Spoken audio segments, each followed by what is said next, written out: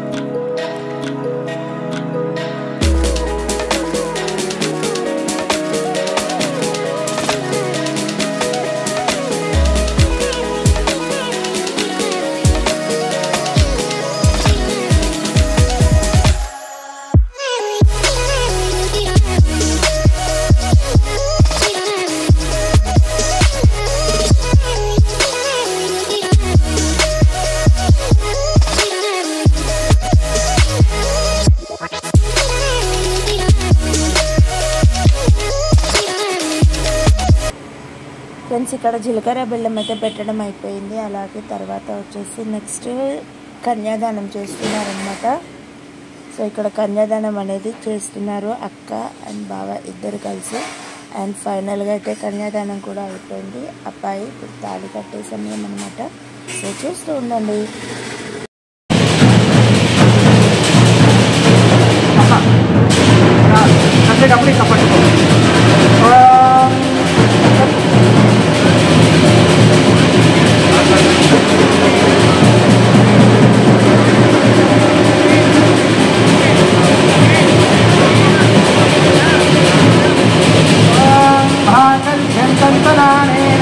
मम जीवन हेतुना वन्दे पद्मावृतपदे तन्देव जलदाचल मातृधारण अयमहोत्सवमहोत्सवो